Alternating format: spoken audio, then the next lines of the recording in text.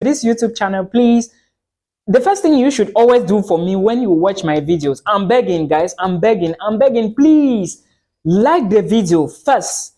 Let me tell you why you should like the video. YouTube will recommend to other people looking for this particular content. Please like the video. And again, I spend a lot of time, a lot of research work, a lot of resources to make videos like this to help the whole of Africa, the whole of Europe, the whole of America, and the whole world. Please encourage me by liking the video and sharing the video. Thank you so much. Remember, the next video is going to be talking about updates coming from the Lithuanian officials, and of course links will be in the video description box.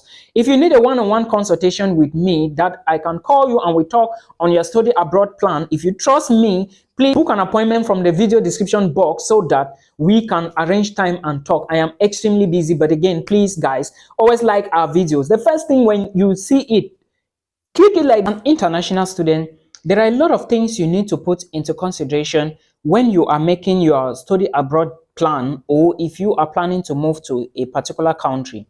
First of all, I always talk about the budget, and please put budget into consideration because it is very, very important. Budget planning is very important when you are making your study abroad journey or when you are planning to move to any country. That is why I always specify that it is good to know how much you have so that you know what you are planning to do is going to be enough, or the budget that you have is going to be able to carry you to that particular destination or country.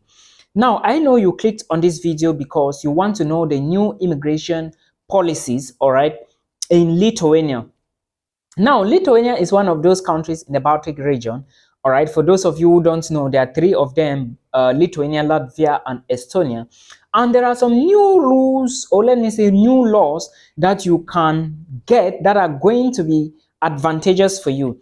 Before, some months back, I talked about the possibility of working, all right, in Lithuania. And now I am back again to tell you that there is an update that you need to grab so tight, all right, before you migrate to Lithuania. Now, the update is something related to your visa. And I will talk about the update, then I would equally elaborate about some points. There are some key things here I realize that us internationals, we still don't understand. We still don't know how to go about them. All right. And I will be explaining them again. Now, before I even talk about this update, let me specify here that if you must migrate to Lithuania, there are certain things you should know. Lithuania is one of those countries that do not accept HND for masters and OND, all right? Because I keep getting this question time and again from people or from subscribers. They keep asking me if they can use HND and apply for master's degree. No, you cannot use it in Lithuania. However, you can use your HND to apply for a bachelor's program, because now the HND is more or less like an advanced. It's a 2 years program, I understand, or maybe a 4 years program or whatever, but it is not recognized in most European countries, guys. It is not recognized. Therefore, for you to use the HND to apply, you should apply for a lower degree, like your bachelor's. All right. If you use your HND and apply for your bachelor's degree, it is a bigger degree than your WAEC, but if you apply for it, they will take you. But if you use your HND for masters, they will not take you. Equally, remember that I have always said that do not use direct WAEC certificate to apply to Lithuanian universities, except that their results are extremely good. They will not accept you. Most Lithuanian universities, let me be specific here, most Lithuanian universities, like the government universities, will want you to supply something like maybe a diploma after you finish your WAEC certificate. All right, it is very important like that for you to note this. Now we are through with that. Let's take a look at the issue or the point where you are using maybe extra degrees. Let's say if you already have a master's degree and you want to go back to a bachelor's program. So easy for you to go in, all right? Especially when they see that you already have an advanced or a bigger degree than what you are applying for. So that is what you should know about all of this. And remember that the application procedure is not that complicated for Lithuania. Most schools in Lithuania will not accept your results if you don't have the English proficiency, the WAEC, the TOEFL and the IELTS. But some schools, mostly private schools, will accept it.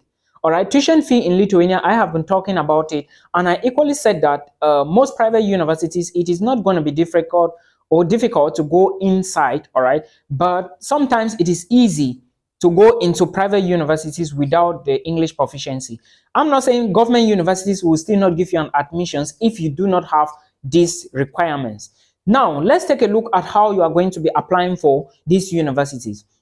In subsequent videos, I will talk about some particular universities that are already open and accepting application, because a lot of them are open and accepting applications now for the semester that starts in September, October, all right, of 2023. So you should apply right now to your desired university, and know that the admissions may take a while, sometimes 2 months, sometimes 1 month.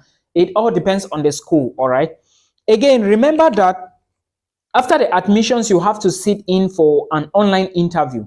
There is an interview you have to sit in for, and after the interview, you have to do SKVC. SKVC, you have to do it before you apply for the visa. Probably if you didn't do it before you were applying for admissions, you have to do it to apply for the visa. The reason is because you are doing this thing because you want your documents to be recognized. What is, first of all, SKVC?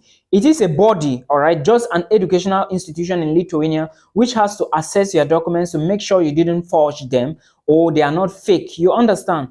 Then when you finish with the SKVC evaluation, they are going to send you a page, a PDF file like this one, all right, to tell you that your documents are legit and you can then apply for your visa. Now you have to book an appointment. Nigerians, you can book your appointment with the VFS Global, because most of us in Africa, we do not have the embassy, the Lithuanian embassy in our home countries. Cameroonians, you have to move to Egypt. All right, Ghanaians, you have to move to Egypt, and other nationalities or South Africa, it all depends. Nigerians, you can still go to South Africa. But remember, as a Nigerian, if you deposit your file with the VFS, they are going to send the file to Turkey. All right, but you cannot go to Turkey except you have a visa.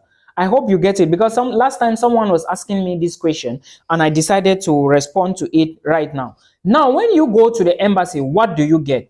Before now, you could apply for a national D-type visa to Lithuania, but now as I speak to you, the law has changed. This is the good news you saw from the video title, and this is the good news I will be giving you here right now. The law have changed for Lithuania. Before, like I said earlier on, you could apply for a national D-type visa, but now you are going to be applying for what is called the residence permit, the temporary residence permit, all right? You are going to be applying for the temporary residence permit, which is a TRP, all right? Now, with a temporary residence permit, you can get it from the embassy for at least 2 years, which means that as soon as you enter Lithuania, you are going to start working. All right, you are going to be working. Now, for those who don't know how the temporary residence permit looks like, it is like an identity card, like a card like this, all right? But it is not like our own identity card in Africa. Okay, so that is how the temporary residence permit is, and you can equally start working when you go into Lithuania. Now, remember that the people who are going to be working are bachelor's, master's, PhD students, all right? But again, it shouldn't be clashing with your education. So that is what you should know.